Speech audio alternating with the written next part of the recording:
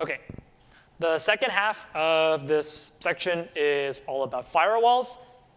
Kind of a related topic, but also not really. But let's go into firewalls and talk about why we're discussing them in the first place. So this is the motivation behind why you might want to install a firewall. Let's say you're operating some company. So you're the IT consultant at some big company. It's a very big company. It's got lots of servers. Sorry. It's got lots of servers, lots of employee computers, this big building with hundreds of employees and hundreds of servers. And you, as the IT consultant, want to protect all of these servers against external attack. So there's all these different employees and their computers, and you want to stop them all from external attacks. Now, this is a pretty hard problem. So for example, there are all these different computers.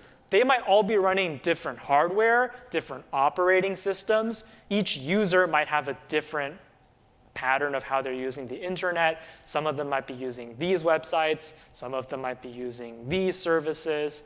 So as this IT consultant, you would have to go and understand every single system in the building or the company in order to install defenses on every single machine. That can be pretty tricky. So that's one problem. What if the company is really, really big?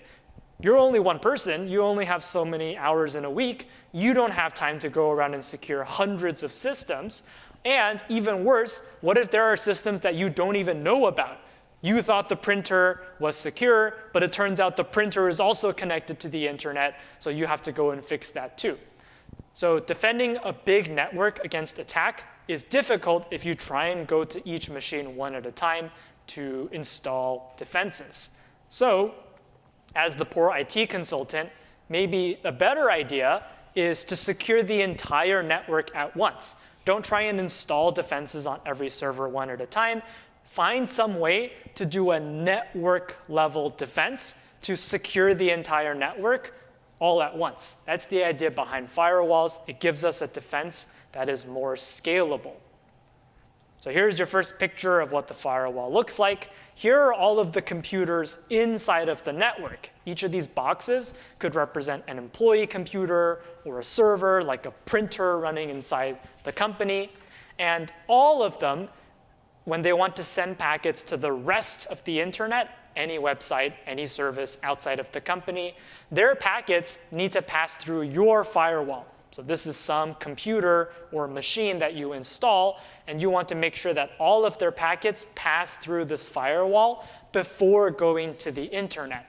Then, as the IT consultant or the network operator, you can install some security policy here so that only legitimate packets are allowed. You can find some way to filter or stop attacks from happening.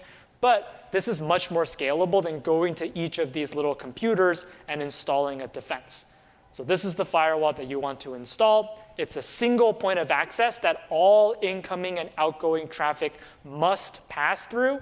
And as the operator, you can get scalable defenses by installing some security policy at the firewall.